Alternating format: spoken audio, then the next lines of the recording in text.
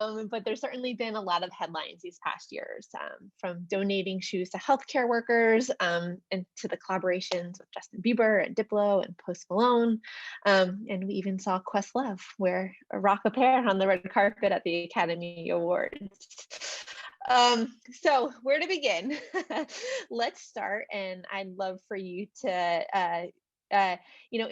introduce yourself a little bit further, and let's start with a high level summary of the Crocs marketing strategy. Yes. Well, hi, everyone. And thanks, Lauren, for the introduction. So I am probably the luckiest CMO in the world. To your point, I get to market one of the world's most polarizing brands. I mean, what more could you ask for? With an incredibly talented team. I think one thing I'd love to start by saying is we have a really small and nimble marketing team that is driving incredible impact for this brand. And it's definitely a model that a variety of brands of different sizes could follow. So to your point, our strategy is rooted in being social first, digitally led. We pride ourselves in our authentic ambassador relationships, but most importantly, we are focused on driving authentic consumer engagement day after day, right? Our goal is to win fans over and bring them into Croc Nation one at a time. I love it. So by talking through your ambassador journey. So what is your definition of an ambassador? Yeah, it's a good question. So we define ambassadors as authentic partners of the brand. And we use ambassadors that range from celebrities to collaboration partners, influencers, micro-influencers. We treat our employees as ambassadors, and most importantly, our fans, right, are authentic ambassadors of our brand. We actually launched our ambassador strategy back in 2017. So to take you guys on a journey for 1 second, because we are probably the world's ugliest shoe, and we're really proud of that. We initiated this brand transformation back in 2017. And we did that rooted in a human insight, actually, that we were ugly. We found, right, that at the time, our Google search trends in 2016, to take you back for a second, were Crocs with an S, Crocs with an X, which is our stock price, which at the time I think was $8. And the third Google search trend for our brand was Crocs memes. Crocs memes. People were looking to make fun of our brand, right? We were getting memes like, see these holes, that's where your dignity leaks out. Or, hey, if Monday had a shoe, it would be Crocs, right? Like we had this incredible opportunity to drive relevance for our brand. And what we recognized was that our fans didn't see us as ugly. They saw us as one of a kind.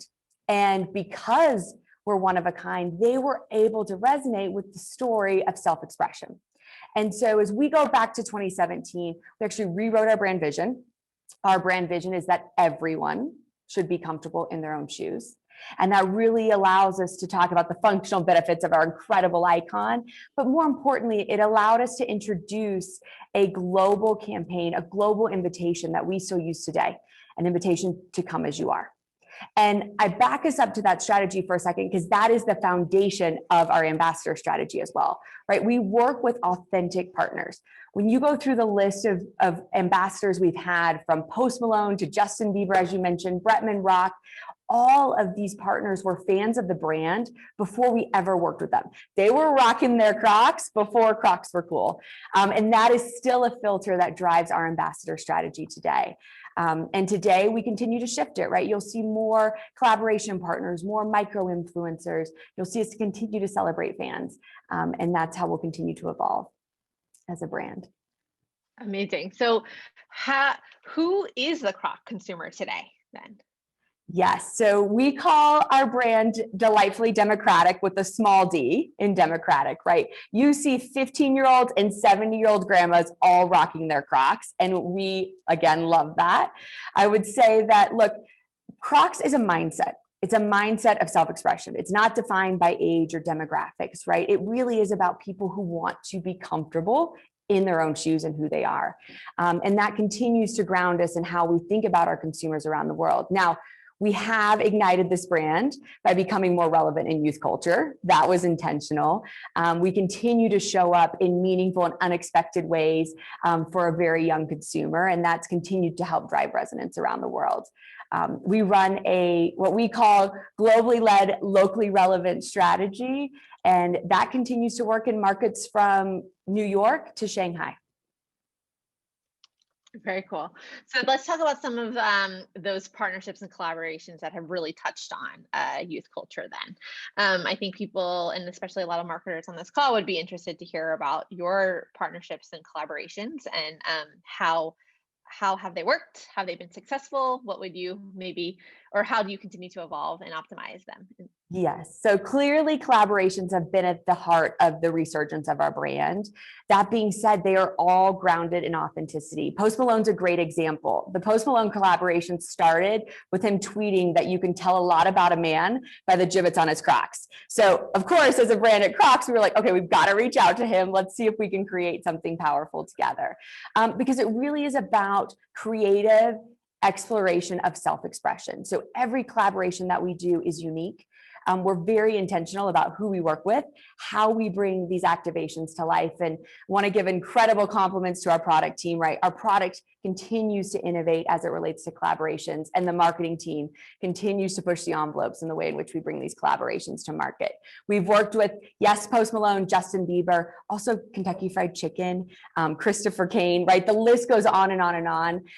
We're not necessarily specific about the industries or the categories. It's more about, can we create a meaningful and memorable and ideally unexpected relationship for our fans? Very cool. I love that. And so I assume your PR team is constantly searching social media to see who might be rocking their Crocs. And that's certainly an authentic way to get in touch with folks to become ambassadors. And how, we talked a little bit about them helping obviously grow your consumer base. How are they impacting the brand's perception? Yes. So, what our key brand metrics, and I think we're incredibly lucky as a marketing organization to have our key brand metrics focused on desirability, relevance, consideration. I just listened to Mark's presentation, and yes, we care about return on investment. Yes, we care about engagement, but more importantly, our objectives are to keep our brand relevant for a broader group of consumers. And so collaborations have played a critical role in that. And that continues to be the foundation of how we think about collaborations, ambassadors, social, and how we come to market every day for fans. Great. Great. So let's go deeper into your social strategy then. So how important is your own social network? And how are the social networks contributing to your overall business? Yes, social is the heart of what we do. It's where we connect with our fans each and every single day.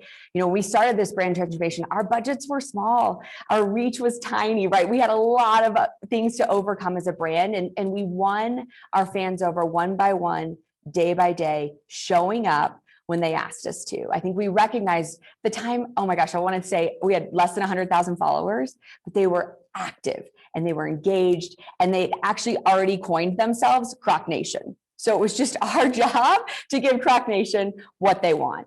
And I think that's come to life in a variety of ways over the last 4 years. It started with, a high school senior who was graduating and asked Crocs to send 100 pairs of white classics to her class for graduation day. We're the brand that sends 100 pairs of white classics to our class for graduation day. That turned into a Lightning McQueen activation. Colin, a kid, I think out of Pennsylvania, created a change.org petition for Crocs to make adult sizes of the Lightning McQueen Classic. So a light up Lightning McQueen shoe. He created a change.org petition. We were a brand that was like, okay, great. If you get 20,000 signatures, we'll make this shoe. I looked last night and there are over 275,000 signatures on that petition, which is remarkable. But again, we're the brand that made the shoe, and we restocked it just a couple months ago because fans wanted more. I think the essence of social listening also created one of our most powerful moments in the history of the brand. And that was last year at the onset of COVID. Doctors, nurses, their friends, their families started reaching out to Crocs because they needed the functional benefits of our shoes. They needed a shoe that was easy to clean, easy on and off.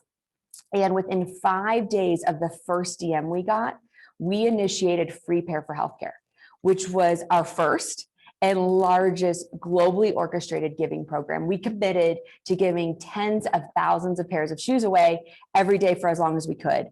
And over 45 days, this team gave away 860,000 pairs of Crocs, which is remarkable. And so it's the essence of social listening that has informed many of our most impactful moments as a brand, right? From Post Malone DMs to Free Pair for Healthcare. It is exactly where we spend our time. To your point about the teams, my entire team, and honestly, our entire leadership team is constantly tagging us with conversations that are happening around Crocs. And this team is really, really quick, really, really creative in the ways in which they respond. I love that. I was going to ask how quickly you made that decision. We move fast. We pride ourselves in what we call imaginative agility, right? When we see comments start to happen on social, like the team moves within hours. We were able to orchestrate a global giving program, one-to-one donations in 5 days. Like that only works because our entire organization believes in doing the right things for our fans. And so we, yes, of course, have annual strategies. We have go-to-market plans, but a lot of what we do every day is showing up for fans when they need us the most. Yeah, I love that. I was going to say, like, I assume this all ladders up to the overall strategy. And you, in our conversations, you've talked a lot about showing up as a brand. And I think you've already shared so many examples with this group of how Crocs shows up and how the brand delivers. Could you share some other unique activations that maybe not everyone on this call might be familiar with in terms of other like social or things that you've done within your network? Sure, absolutely. It's like, how much time do we have? Like, there's a lot of innovation happening over here at Crocs. But I think more recently, right, like we were one of the first footwear brands on TikTok a few years ago. They were an incredible partner and invited us into launching their augmented like on foot reality experience. We brought that to market back in April. I think what's incredible about that, right? Fans were able to put Crocs on their feet in a variety of different styles, create some amazing content. We love to joke that it was Crocs, not J's, on the feet of a lot of consumers throughout the month of April, which is really, really fun. And it was a globally orchestrated activation, which you all know is an incredible lift. It happened in markets from the US to China, Japan, Germany, the UK. Which creates an impactful moment for us as a brand. So from Crocs on feet and TikTok to live streaming of a Diplo concert on Twitch, right? This team continues to bring innovation in just about every activation they do. How often are you sitting down with the leadership team and your teams to think about what's next, what's new? So the team thinks about what's next all the time. Like there's almost a moment where we have to slow them down and be like, okay, guys, like, can we start planning these things further out? Again, they constantly pursue innovation. And I think we're very, very lucky as a marketing organization. We don't get told no a lot, right? Because we're a polarizing brand, consumers allow us to do things that they might not let other brands do because it's like, well, of course Crocs would do that, right? Like Crocs could do anything. And our leadership team has incredible trust in our global marketing organization. Again, with goals like desirability, relevance, and consideration being at the forefront of the discussion, it does empower the team to constantly outcreate what they've done historically in our competitors. Perfect. I love that. And I think that's really important for everyone to take away on this call as well. You're also a brand that has a unique marketing strategy, as you don't typically do traditional advertising, as you are a digital social first organization. Can we talk a little bit more about the power of organic social for the brand? I know we've obviously touched on it a bit, but I think I'd love to hear you expand a bit further. Yes. Again, I think when we started on this journey, we had a small budget. We had to make sure that we were finding the consumers that cared most about Crocs and bringing them into the brand. We still run a very targeted marketing plan, right, through digital and social, as you mentioned. And we leverage efforts like collaborations. We have an incredibly talented PR team, right? They continue to drive headlines and stories for Crocs through organic channels, which is really starting to help drive relevance and consideration for our product. Today, we don't use traditional media. It's not to say we won't in the future, right, as our brand continues to grow, but our objective, again, from day one was about creating authentic and meaningful connections with consumers. We didn't set out to grow our consumers by 20% in 5 years. We set out to create meaningful engagements with them, one by one, day by day, and that continues to be the foundation of our strategy. Perfect. What is next on the horizon Oh for my gosh, Crocs? don't y'all want to know? Yes, what's next? So look, it's a lot, honestly, it's a lot of the same but different, right? Our strategic priorities have not changed in the last 5 years.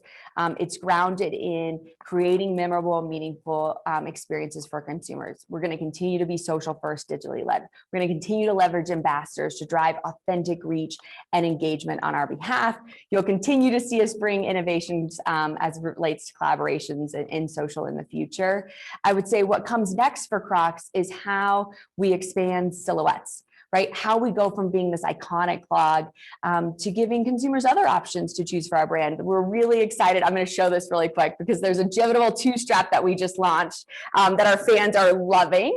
So that's really exciting. We're going to continue to grow in markets like China, right? The #2 footwear market in the world. But it's a lot of the same because the same for us is about constant innovation and ongoing listening to fans. Perfect. I love that. I was going to ask if we could talk a little bit more about your global strategy and how markets may differ from the US, obviously from what we see and hear, but obviously as you oversee the organization, if you could share a little bit how there might be some differences.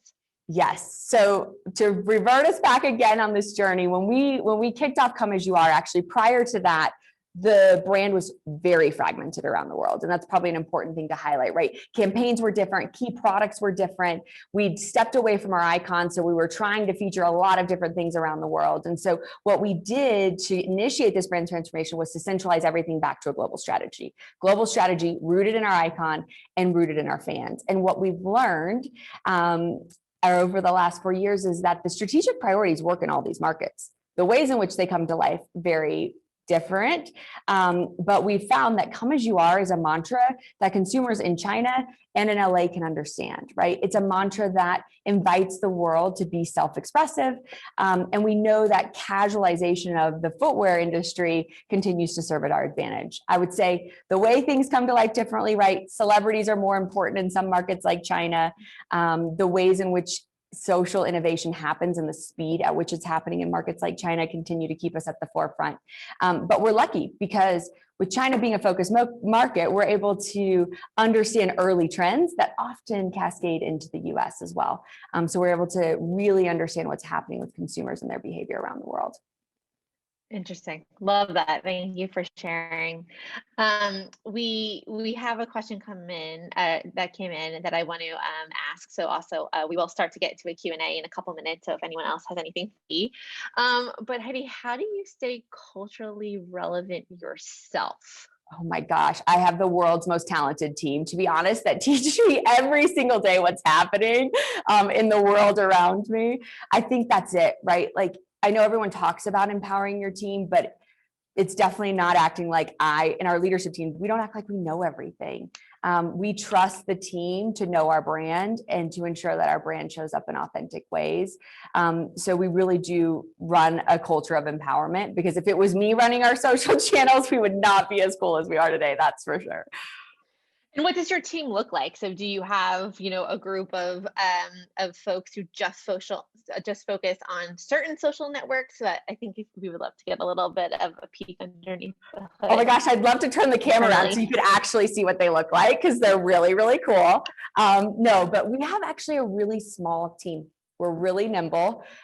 We have less than 50 people running this brand around the world, which is really small considering our size. And I think what that's created is a culture that is wickedly talented. Like, I say this all the time, but every single person on my team is a best in class A player from a marketing perspective, and they're pushing each other and themselves harder than I would ever probably push them. And that's probably what continues the momentum of this brand. But yes, we have, we're set up in a marketing communication function perspective. So we've got PR teams, social teams, digital media teams. We've got integrated campaign planning teams. We've got a collaborations and partnership team. We've got a broad creative team as well. Most of our creative is done in-house as a brand. It really allows us to protect the DNA and actually move a lot faster. So they too create everything from campaigns down to a social post. Awesome. Thank you. Okay, a couple other things. What has been your absolute favorite collaboration at Crocs? Gosh, it's like picking my favorite kid, which I know. everyone tells me I shouldn't do. Although this morning I have a favorite kid. No, but it's hard to say, honestly. I don't want to wing it. I think there's an admiration for the early ones, just like the admiration for the early ambassadors, right? Like those who are willing to work with Crocs before Crocs were cool are partners that will always remain close to my heart, probably. So that's the Christopher Kanes of the world. We worked with Balenciaga early on, Post Malone, right? But I think every relationship is meaningful. And because we're so grounded in authenticity, like there is mutual admiration with every single partner we work with. And that's a really fun experience to be part of. I love that. I love that. And the relevance of the brand is so admirable, as we've talked about. And like it still makes me like giggle when you share the memes that were popping up in 2016 and 2017. Like if we could summarize, how did we go from functional, which of course the footwear brand still is functional at the end of the day, but how did we get to the cool, fashionable it shoe of the pandemic? Yes, it's such a good question, right? And I think it's rooted in listening to our fans, honestly. Our fans ask us for collaborations every day, right? Like they've got a lot of great ideas in addition to my incredibly talented team, right? But I think it is like showing up when these conversations are happening. I think it's listening, it's our agility. And honestly, it's the imagination that this team has, right? We pride ourselves in the creativity in which we come to market for every single campaign. And I think that's what keeps us fresh and relevant and quote unquote cool. We're also grateful for our fans. Like we joke, because at one point it was like, oh, Crocs, the issue of the pandemic. Like, why would they want to be that?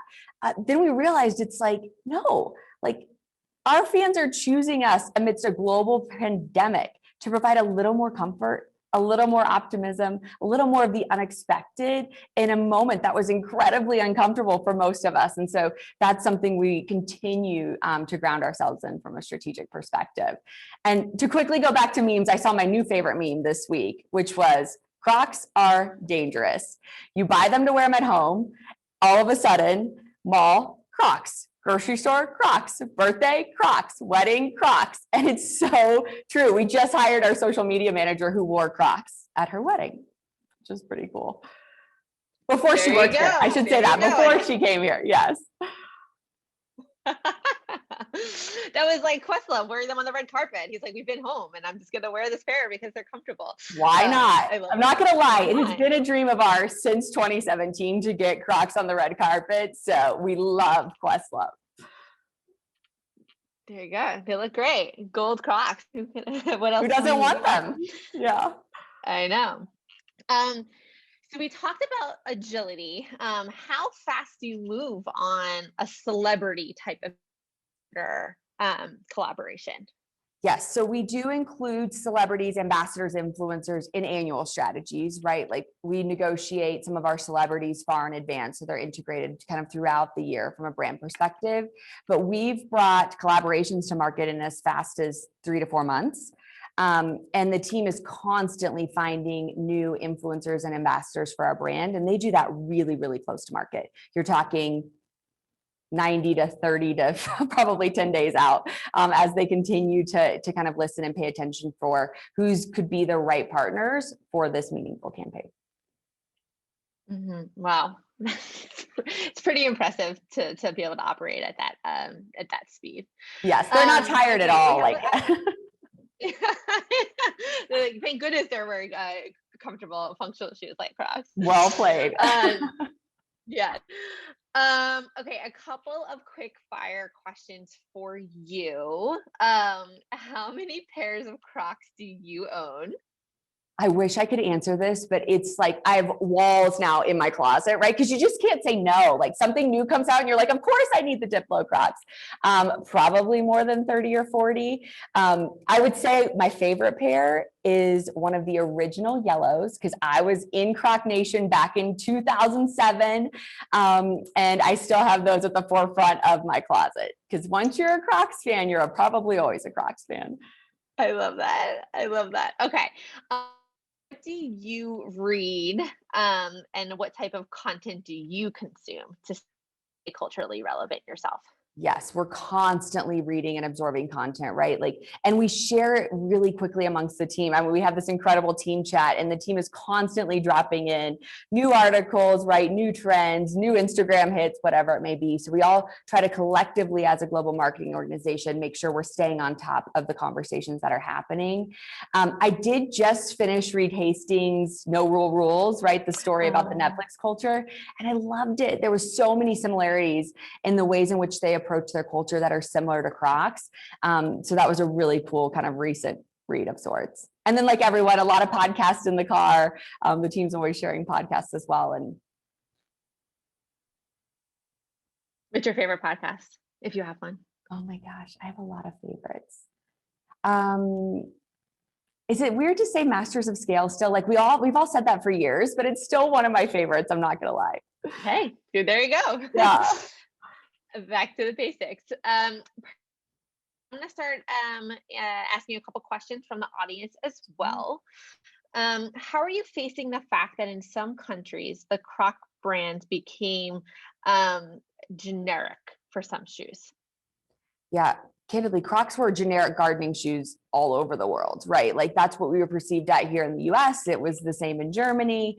I think, again, the model is working around the world. Collaborations are driving a lot of relevance. We are constantly dropping trend right stories, new graphics, new Jibbitz packs, the Jibbitz Charms packs. Our fans are loving those. So I would say our luxury as a brand is that we have incredibly high unaided awareness, right? Like you can show our icon in almost any market around the world and a consumer will say Crocs, with the exception of China, which is our opportunity there. But I think it is, again, about constantly driving reinvention, creative thinking and innovation from a product perspective. And that is working in all of our markets around the world. Mm-hmm. And then what does your product roadmap look like? Obviously, if you can move so quickly from your different collaborations, how quickly are you able to make magic happen? Yes. So yes, our roadmap includes our icon. Like obviously we're never going to shy away from that silhouette. Again, it's inherently who we are. The team is constantly reinvigorating, like how do we scale that? It now comes in the Bay, which is, a hype version of that clog. It's now coming in a two-strap sandal, but it's all rooted in self-expression. So from graphics to Jibbitz, like we just want fans to be able to put on a pair of Crocs and have a little bit of extra swagger, right? Because it's true, whether you're in Colorado where we're based or you're in Shanghai, like it still takes a mental mindset to put your Crocs on and rock them outside of the house. And we just need to make sure we're giving consumers reasons to do that, right? Like great trend right product. Perfect. And great. And as we start to wrap up, Heidi, what is one of the biggest takeaways that you'd like marketers to walk away with today? Yeah, I would say keep it simple. Actually, one of our brand values at Crocs is inherent simplicity. And that is the hardest thing to do and probably the most important, right? But we transform this brand by listening to our fans and responding quickly. Like that's a model that anyone can do if they're committed to it. And so that's what I'd love to leave the group with is this isn't a story of a big brand with big budgets, or it didn't start that way. It's a story of a brand who wanted to connect to consumers and candidly leverage social listening, a tool that everyone has access to do that. I love that. And as a CMO today, what would you tell your younger self?